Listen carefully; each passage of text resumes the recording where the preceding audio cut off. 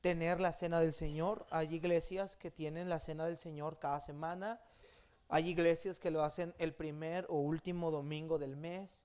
Nosotros en particularmente, hermanos, nunca yo he puesto una fecha exacta para que la cena del Señor se realice. Siempre he dejado que sea Dios quien me guíe, quien tome la dirección para hacerlo. Porque creo, hermanos, que la cena del Señor no es un ritual ceremonial tradicional solamente. Es un mandato que tiene un gran peso y una gran responsabilidad. Y este domingo, por ser el primer domingo del año, hermanos, quise, hermanos, tener el tiempo para la cena del Señor. Cada que haya cena del Señor, unos segundos servicios, va a ser un servicio mucho más breve en el ámbito de la exposición. Va a ser más una reflexión, una directriz para poder tomar tiempo para la ceremonia que es la cena del Señor y poder salir a tiempo. Y también entiendo ahorita que hay junta con los padres, por lo cual también les animo a estar aquí. Entonces vamos a abrir nuestras Biblias rápidamente, hermanos. Primera carta del apóstol San Pablo a Corintios. Gracias, hermano. Capítulo número 11. Versículo número 17, hermanos, y por cuestión del tiempo vamos a leer, hermanos, del 17 al 34, sí lo vamos a leer todo, pero solamente voy a centrarme en algunos puntos, algunos aspectos. No vamos a expositivamente hablar de cada verso, explicarlo a profundidad, simplemente, hermanos, darnos un panorama general a todos nosotros. Quizá algunos de nosotros ya sabemos lo que es la cena del Señor, otros quizá no lo saben, pero hermanos, aquí hay algo, una enseñanza muy importante que creo que muchas iglesias no tocan y que deberíamos de hacerlo. Dice 1 Corintios 11, versículo 17 en adelante. Preste mucha atención a la lectura, por favor. Pero el anunciaros esto que sigue, no os alabo, porque no os congregáis para lo mejor, sino para lo peor. Pues en primer lugar, cuando os reunís como iglesia, oigo que hay entre vosotros divisiones y en parte lo creo. Porque es preciso que entre vosotros haya disensiones para que se hagan manifiestos entre vosotros los que son aprobados. Cuando pues os reunís vosotros, esto no es comer la cena del Señor. Porque al comer cada uno se adelanta a tomar su propia cena y uno tiene hambre y otro se embriaga. Pues qué, ¿no tenéis casas en que comáis y bebáis? ¿O menospreciáis la iglesia de Dios y avergonzáis a los que no tienen nada? ¿Qué os diré? ¿Os alabaré? En esto no os alabo. Porque yo recibí del Señor lo que también os he enseñado. Que el Señor Jesús, la noche que fue entregado, tomó pan y habiendo dado gracias, lo partió y dijo: tomad, comed, esto es mi cuerpo que por vosotros es partido, haced esto en memoria de mí. Asimismo, tomó también la copa y después de haber cenado, diciendo: esta copa es el nuevo pacto en mi sangre, haced esto todas las veces que la bebieras en memoria de mí. Así pues, todas las veces que comieres este pan y bebieres esta copa, la muerte del Señor anunciáis hasta que Él venga. De manera que cualquiera que comiere este pan o bebiere esta copa del Señor indignamente será culpado del cuerpo y de la sangre del Señor. Por tanto, pruébese cada uno a sí mismo y coma así del pan y beba de la copa, porque el que come y bebe indignamente, sin discernir el cuerpo del Señor, juicio come y bebe para sí. Por lo cual hay muchos enfermos y debilitados entre vosotros y muchos duermen. Si pues nos examinásemos a nosotros mismos, no seríamos juzgados, mas siendo juzgados somos castigados por el Señor para que no seamos condenados con el mundo. Así que, hermanos míos, cuando os reunís a comer, esperaos unos a otros. Si alguno tuviere hambre, coma en su casa, para que no os reunáis para juicio. Las demás cosas las pondré en orden cuando yo fuere. La carta de los Corintios es una carta muy particular, hermanos. Es una de esas cartas en las cuales no solamente hay doctrina, hay instrucción, pero más que instrucción hay una serie de reprensiones del apóstol Pablo. Esta iglesia estaba haciendo algunas cosas incorrectamente. Una de ellas era que estaban divididos, estaban en pleitos y en disensiones por causa de líderes religiosos. Otra de las cosas que esta iglesia tenía es que estaban permitiendo un caso de incesto y estaban haciéndose de la vista gorda, y dice Pablo, ustedes deberían de haber expulsado a la persona que hizo semejante barbaridad. Ni siquiera en el mundo, dijo Pablo, esto es tolerable. Ustedes deberían de haberse lamentado y debieron de haberlo corrido de la congregación. Y luego corrige problemas matrimoniales, problemas de fornicación. O sea, Pablo da una serie de reprensiones a una iglesia altamente problemática, sumamente inmadura. Y en este asunto, hermanos, capítulo 11, verso 17, Pablo cambia ahora de tema y ve lo que dice el 17: pero el anunciaros esto que sigue no los alabo, es decir, no los exalto por esto. Esto que sigue, este tema que vamos a tocar, dice Pablo, lo están haciendo mal. Dice, porque no se congregan para lo mejor, sino para lo peor. Esta es una introducción de Pablo hacia la forma en la que los corintios realizaban la cena del Señor. Para muchos de nosotros, del contexto que venimos, sobre todo del contexto católico romano, era muy común nosotros tener lo que le llaman la Eucaristía o el proceso de lo que ellos le llaman la cena del Señor, esa hostia redonda que se disuelve en la lengua y esa copa de vino que se da a beber, y cada semana era la costumbre, terminando la misa, tomar esa o hacer ese tipo de ritual, y la gente pasaba. Yo me acuerdo que yo me formaba y tenía como 10 años y me formaba ahí, me formé hasta 3 veces, una vez, hermanos, sí, porque no hay un conocimiento preciso de eso, ni siquiera uno entiende lo que eso significa. Entonces me acuerdo que del hambre que tenía, me compré unas obleas allá afuera de esas de cajeta, y con eso me calmé el hambre. Entonces, hermanos, realmente en la iglesia se ha menospreciado mucho la institución de la cena del Señor. Algunos lo acostumbran a hacer cierto tiempo, tradicionalmente una vez al mes o una vez a la semana o una vez cada 15 días. Pero, hermanos, hemos olvidado el peso que la cena del Señor tiene, lo importante que es y lo grave que es tomarla indignamente. Pablo aquí no está exagerando al referirse que los corintios se estaban congregando para lo peor. Pablo no está exagerando cuando dice que el que toma el pan y beba la copa indignamente, muchos, dice Pablo, han muerto, es decir, ya duermen, y otros se han enfermado. Es decir, que la cena del Señor es algo que no debemos de tomar a la ligera, sino que lo debemos de tomar con bastante seriedad. Entonces, así, mis hermanos, el tomar la cena del Señor no es solamente agarrar un pedazo de pan y un pequeño vaso de jugo, sino lo que la cena del Señor representa. Y vean lo que dice, hermanos, ahí en el versículo número 27.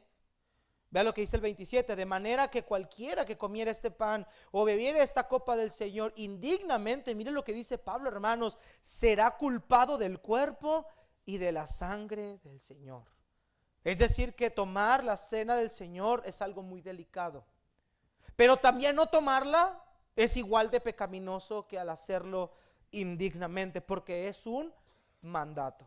Primeramente, hermanos, la cena del Señor es un mandato. El Señor lo instituyó en la última cena que tuvo antes de ser arrestado. El Señor lo instituyó como algo que los discípulos y cada creyente lo deberíamos de hacer. Y Cristo dijo, en memoria de mí.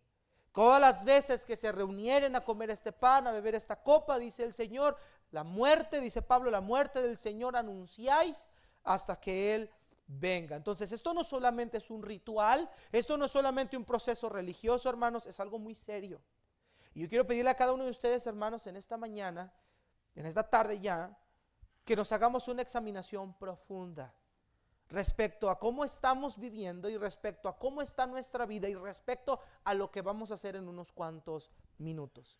Así que de manera rápida, hermanos, y por causa de que hoy es esta ceremonia importante, por lo cual le damos esta importancia a lo que Pablo mismo dice, vamos a ver algunas cosas rápidas. Número 1, vamos a ver, hermanos, el problema de la iglesia de Corinto respecto a la cena del Señor. Miren lo que dice, hermanos, ahí, versículo número 17 en delante. Sígame usted con su Biblia. No voy a entrar a muchos detalles por cuestión del tiempo, voy a hacer lo más breve posible, pero quiero que usted vea ahí qué era lo que Pablo está corrigiendo en esta iglesia.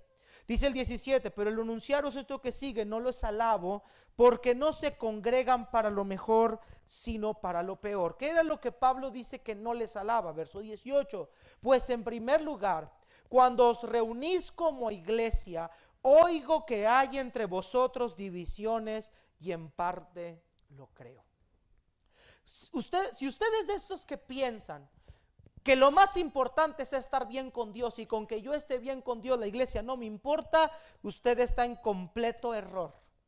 El apóstol Pablo aquí dice, el primer problema que ustedes tienen y por lo cual no les alabo, y en lugar de congregarse para lo que es correcto, lo hacen para lo que es peor, es que ustedes se congregan y entre ustedes hay divisiones, hay disensiones, hay pleito. Recuerde usted, hermanos, que esto Pablo lo mismo lo corrige en el primer capítulo y capítulo número 2. Pablo dice que había sido informado por los de Cloé que la iglesia estaba partida, se habían inclinado hacia un líder religioso, diciendo algunos, yo soy de Pablo, yo soy de Apolo, yo soy de Cefas, yo soy de Cristo, y en esa diferencia, en esa preferencia de liderazgo, estaban entrando en pleitos y en contenciones, al grado que la iglesia se estaba partiendo. Cuando hablamos de una iglesia dividida, no solamente estamos hablando de una iglesia que tiene diversidad de pensamiento, hermanos, todos pensamos de diferentes maneras, todos tenemos diferente manera de pensar en ciertas cosas, pero lo que ellos estaban haciendo era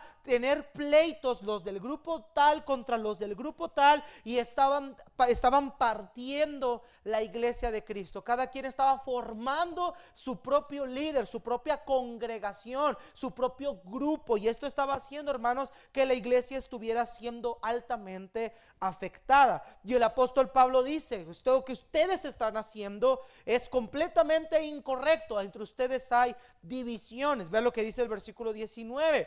Dice Pablo, porque es preciso que entre ustedes haya disensiones para que se hagan manifiestos entre vosotros los que no son aprobados. En otras palabras, dice Pablo, es necesario que haya disensiones muchas veces, porque es ahí donde se van a ver las personas que han madurado, las personas que en realidad están en serio. Los verdaderos creyentes se salen a flote o se muestran a través de diferentes circunstancias como estas. Ahora, Pablo, diciendo estas cosas, menciona, hermanos, el problema de la cena del Señor. Verso 20.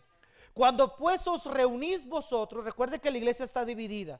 Cuando pues os reunís vosotros, esto no es comer la cena del Señor. Es decir, reunirse y estar juntos en un mismo edificio no es la cena del Señor. Verso 21. Porque al comer cada uno se adelanta a tomar su propia cena, y uno tiene hambre y el otro se embriaga. Este es el punto que Pablo menciona de la cena del Señor.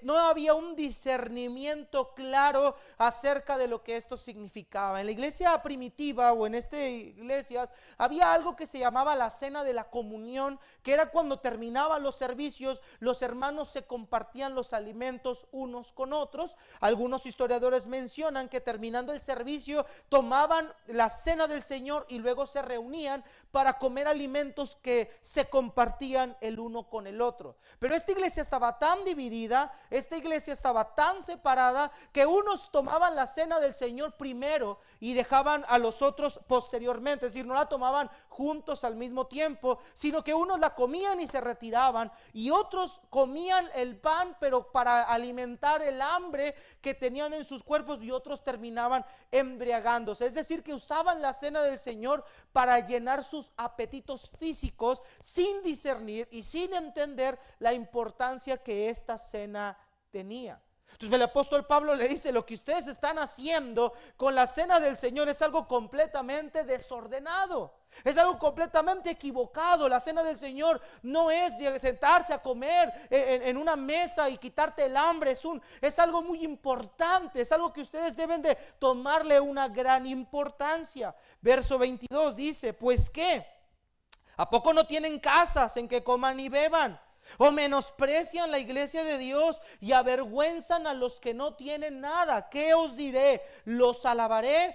en esto no los alabo. Dice Pablo, porque o sea, iban a la iglesia, hermanos, a comer de balde. Y dice Pablo, ¿no tienen casas donde comer y beber? ¿Por qué quieren hacer esto aquí en la congregación? Y otros de ustedes menosprecian a los pobres. Hermanos, en la iglesia de Corinto había un marcado clasismo entre la gente de dinero y la gente que no tenía. La gente que no tenía, hermanos, obviamente al no poseer alimento, iban a la iglesia esperando tener esa reunión o esa cena de la comunión para convivir unos con otros. Y los ricos lo que hacían es que ellos se comían su propia comida, llevaban su propia comida, la comían ellos, se juntaban entre ellos y se retiraban. O sea, dice Pablo, la división está tan marcada en esta iglesia que eso no es la cena del Señor, y en eso no los alabo.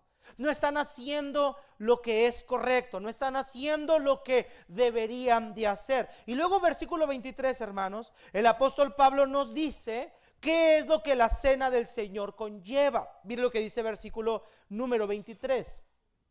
Porque yo recibí del Señor lo que también les he enseñado, que el Señor Jesús, aquí Pablo les está recordando la enseñanza de la cena del Señor que Él les dio cuando estuvo con ellos los 2 años. Dice que el Señor Jesús, la noche que fue entregado, tomó pan y habiendo dado gracias, lo partió y dijo: tomad, comed, esto es mi cuerpo que por vosotros es partido, haced esto en memoria de mí. Asimismo tomó también la copa después de haber cenado, diciendo: esta copa es del nuevo pacto en mi sangre, haced esto todas las veces que bebieras en memoria de mí. Estas son palabras, hermanos, que el Señor Jesús dijo la noche que estuvo con sus discípulos en esa cena. Ahora, hermanos, recuerde, Pablo no estaba ahí. Pablo ha sido instruido de esto. Quizá Pedro, Juan o algún otro de los discípulos le dijeron a Pablo, lo instruyeron respecto a lo que esa noche había sucedido. Recuerde que el Nuevo Testamento no estaba todavía ni traducido, mucho menos había sido inspirado todavía por Dios. Estaba solamente el Antiguo Testamento, pero Pablo fue instruido, fue enseñado por los discípulos respecto a esta institución que el Señor Jesús había dejado esa noche. Ahora, hermanos, el pan que el Señor menciona era un símbolo. Cuando Jesús lo partió y lo dio a sus discípulos, hermanos, les dijo: tomen, esto es mi cuerpo. Literalmente ese pan, hermanos, ese pedacito de harina sin leudar, hermanos, no era el cuerpo del Señor Jesucristo. Tampoco ese pan se convierte en el cuerpo de Cristo, sino era un símbolo, hermanos, era una representación, era un tipo de lo que el Señor Jesucristo iba a hacer por nosotros en la cruz del Calvario. Para ellos, hermanos, algo que ellos tenían en mente, hermanos, los judíos sobre todo, es que había una práctica que ellos realizaban una vez al año, y esto era la Pascua. La Pascua, hermanos, era sacrificar al animal, era sacrificar al becerro. Usted lo puede ver en Éxodo 12. Derramaban la sangre del becerro y la ponían en los dinteles de las puertas, y la sangre la tenían que asar, y tenía que ser un animal sin defecto, un animal sin ningún tipo de mancha, un animal prácticamente perfecto, macho cabrío de 1 año. Y eso era lo que ellos celebraban una vez al año, porque la Pascua representaba expiación de los pecados. La Pascua era un recordatorio de que el Señor los había librado de la nación de Egipto, que los había sacado de la esclavitud y los iba a introducir a la tierra prometida. Era un símbolo. Pero el becerro que estaban sacrificando no era Jesucristo, ni era nada de ello. Era una representación, era un símbolo, un tipo de lo que había de suceder en aquel tiempo en la cruz del Calvario. Bueno, la cena del Señor es exactamente esa representación. Cristo moriría en la cruz del Calvario, derramaría su sangre, y cuando la iglesia tomara el tiempo para juntarse a la cena, era recordar el sacrificio que el Señor Jesucristo había realizado por el pecado de cada uno de nosotros. Ese pan que usted va a ingerir en este momento no se convierte en el cuerpo de Jesucristo, no es el cuerpo de Jesucristo. Esa es una herejía rotunda que la Iglesia Católica Romana tiene, que se conoce como la transustanciación, que significa que el pan se convierte en el cuerpo y que la copa de vino se convierte en la sangre de Jesucristo. Hermanos, eso es completamente hereje, eso es pagano, eso no es correcto, hermanos, hacer ese tipo de aseveraciones, sino que es una representación clara. Vea lo que dice versículo número 24. Dice: y habiendo dado gracias, lo partió y dijo: tomad, comed. Esto es, ¿qué dice, hermanos? Mi cuerpo. El pan representa ese cuerpo que por vosotros es partido, hablando del tremendo sacrificio que Jesús tendría que pagar. Y vea lo que dice el versículo siguiente: haced esto en memoria de mí. Es decir, que la cena del Señor tiene que ser conscientemente realizada, sabiendo que lo hacemos como recordatorio de lo que Cristo Jesús hizo en esa cruz del Calvario. Es un recordatorio para la iglesia. Versículo 25. Asimismo, o de la misma manera, también la copa, después de haber cenado, diciendo: esta copa es el nuevo pacto en mi sangre. Haced esto todas las veces que bebieres en memoria de mí. La copa representa esa sangre que se derramaba una vez al año en la Pascua, como símbolo, hermanos, o como representación de la expiación de los pecados. Se tenía que derramar la sangre de ese cordero. Recuerden lo que dice la Escritura, hermanos, que la vida en la sangre está, y que sin derramamiento de sangre no se hace remisión. Por eso cada año se sacrificaba el becerro y tenían que derramar la sangre en las puertas de las casas como un símbolo de expiación, de que Dios estaría perdonando sus pecados. Ahora dice Jesús: esta copa representa mi sangre que por ustedes ha sido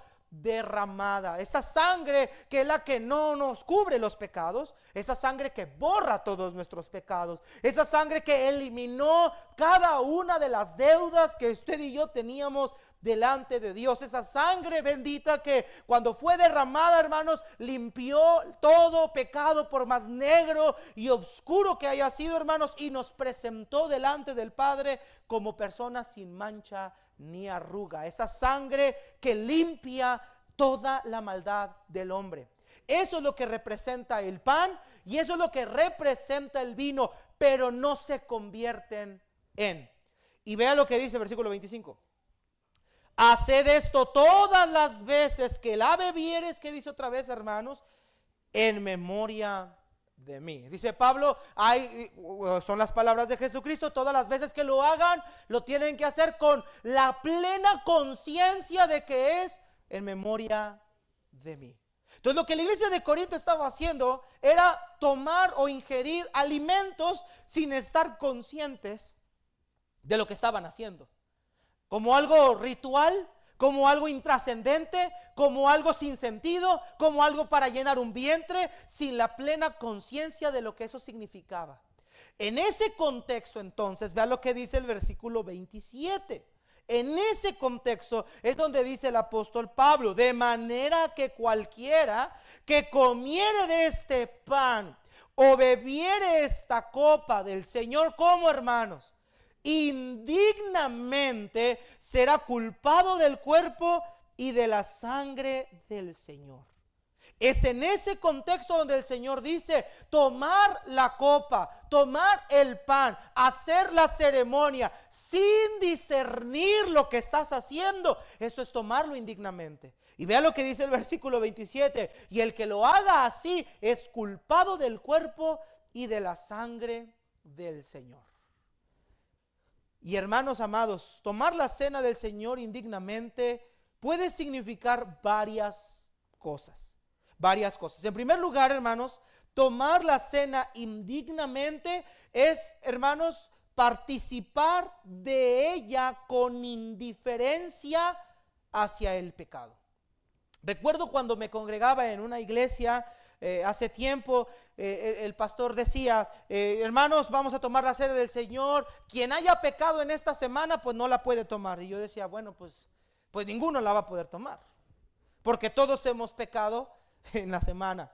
No, tomar la cena del Señor indignamente no quiere decir que debemos de ser perfectos. Quiere decir que debemos de participar con la plena conciencia de que nuestra vida no debe de ser indiferente hacia el pecado. Y a eso me refiero, que una persona que está practicando pecado no la debe de tomar.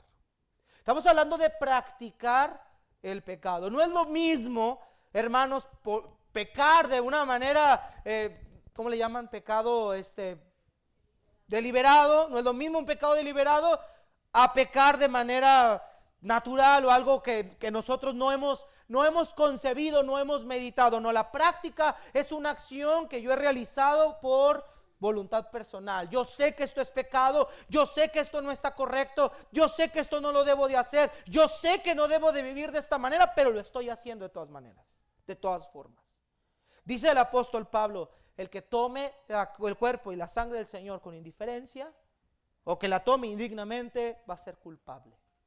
Va a ser acusado como si él hubiera sido el asesino, como si él hubiera participado, como si él hubiera estado en ese momento cuando el Señor Jesucristo fue crucificado. Va a ser culpable. Hermanos amados, déjenme mencionarle una cosa. Muchas veces la cena del Señor la hemos visto como un mero acto que hacemos porque pues tenemos que hacerlo en la iglesia, pero muchos de nosotros no discernimos cómo se encuentra nuestra vida en ese momento. Y no estamos hablando de perfección, como lo mencionaba ahorita. No estamos hablando de que usted tiene que ser una persona que nunca peque, sino de no actuar indiferentemente hacia la manera en la que usted o yo estamos viviendo, hermanos. No debemos de participar de la cena del Señor siendo indiferentes hacia el pecado que muchas veces, hermanos, muchos de nosotros estamos luchando contra ellos, o me temo que algunos están ya practicándolo. La Biblia dice claramente que el que practica el pecado es del diablo, porque el diablo peca desde el principio. Habrá alguien que diga aquí, pastor, un inconverso puede tomar la cena del Señor. Judas estaba en la cena del Señor el día que fue instituida. Obviamente él salió después ahí para proceder con el arresto del Señor Jesús, y luego ya se quedaron los otros 11. Pero hermanos amados, una persona que no es salva no debería de participar de la cena del Señor. No debería ni de pensar intentar hacer este procedimiento, porque va a ser culpable de juicio. Eso es para los que no son salvos. Y para los que somos salvos, hermanos, no deberíamos de actuar con indiferencia hacia el pecado. ¿Qué es pecado, pastor? Si alguien está viviendo en fornicación, unión libre. Si alguien está mirando pornografía voluntariamente. Si alguien está practicando o está inmiscuido en actos de robo. Si alguien está en adulterio. Si alguien está en alguna relación ilícita.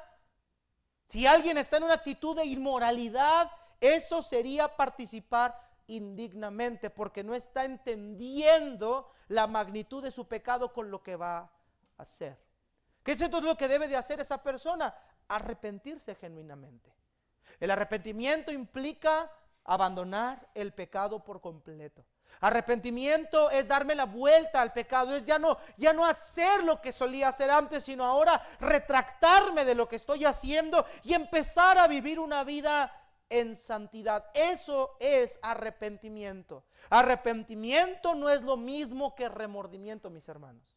Remordimiento es saber que hice algo malo he practicado, algo malo he hecho, pero lo sigo haciendo, incluso hasta lo justifico. Arrepentimiento no es remordimiento. Arrepentimiento es comprensión del pecado, de la gravedad de mi maldad, de las consecuencias de mi maldad y la necesidad de refugiarme en la gracia de Dios. Eso es el arrepentimiento, y eso es lo que cada uno de nosotros en esta tarde deberíamos de examinarnos. Miren lo que dice el versículo 28. Eso es lo que Pablo dice. Por tanto, ¿qué debemos hacer? Pruébese cada uno a sí mismo y coma así del pan y beba de la copa. La palabra pruébese significa examínese.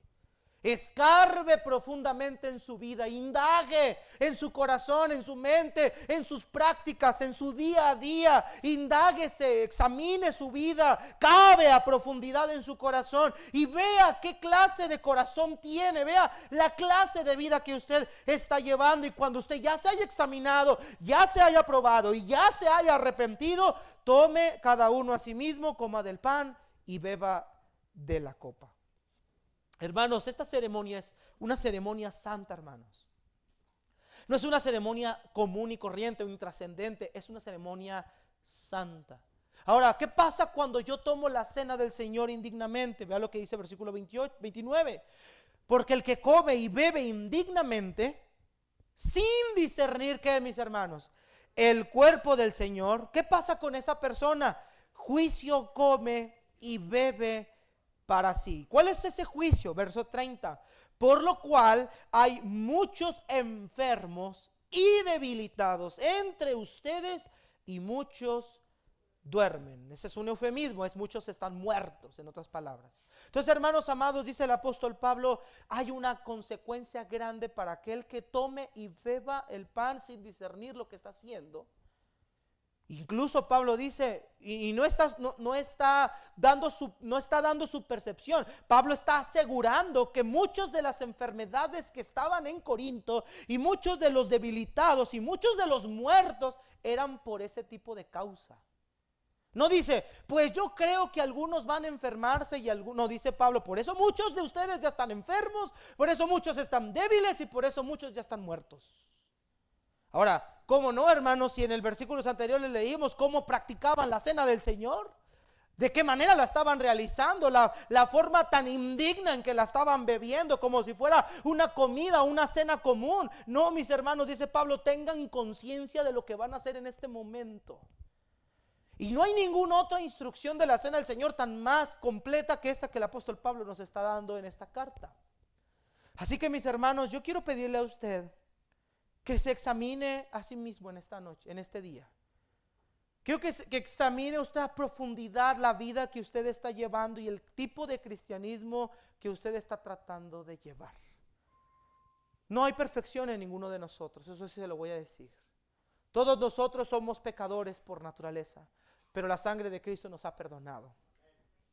La sangre de Cristo nos ha lavado, hermanos. La sangre de Cristo nos ha dado una nueva oportunidad, nos ha dado, hermanos, un nuevo título. Ya somos adoptados como hijos de Dios. Fallamos y vamos a batallar con el pecado a lo largo de este año y de los años que nos vienen. Vamos a tener que pelear contra nuestra carne. Pero recuerde esto, hermanos, un cristiano nunca se deleita en el pecado. Para un cristiano el pecado es una maldición. Para un cristiano el pecado es una desgracia. Para la gente del mundo el pecado es diversión, es un placer. Para nosotros es una desgracia. Un cristiano no se deleita. Un cristiano por naturaleza no vive para el pecado, vive para Dios. Así que si usted en este día está practicando algún pecado, examínese primeramente si en verdad ha nacido de nuevo. Examínese si en verdad usted ha conocido al Señor como verdadero Dios, como su verdadero Dios. O si usted realmente todavía está bajo la condenación eterna. Recuerde usted que ser salvo no es decir que soy salvo. Ser salvo no es repetir una oración que mucha gente puede repetir. Ser salvo, hermanos, es una vida verdaderamente enraigada, abrazando la fe y un arrepentimiento genuino que se ve en su vida exterior y obviamente naciendo desde su vida interior. Esa es la verdadera salvación.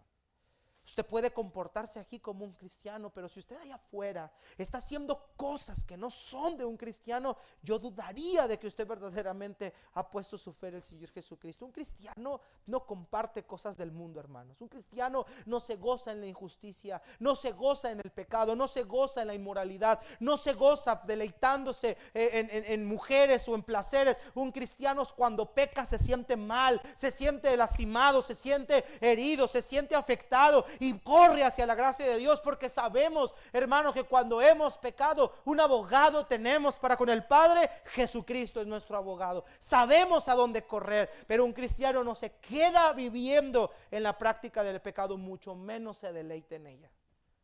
Así que, queridos hermanos, yo quiero llevarlos a una reflexión. Y si usted realmente en este día no es salvo, usted no puede tomar la cena del Señor, ni se le vaya a ocurrir hacerlo. Pero si usted es salvo, y probablemente usted pueda decir, mi vida no ha sido lo que debe ser, siempre hay un lugar para un arrepentimiento genuino, hermanos. Y cuando hay arrepentimiento, entonces sí podemos tomarla. Si alguien dice, no, yo prefiero así, no la tomo, no pasa nada, hermano, usted está menospreciando también la cena del Señor. Es un pecado no tomarla, porque es una orden que el Señor nos dejó Todas las veces que la bebiéramos, lo hiciéramos en memoria de Él. Vamos a tomar un tiempo, hermanos, para orar. Vamos a tomar un tiempo para orar. Vamos a tener nuestra ceremonia de la Cena del Señor.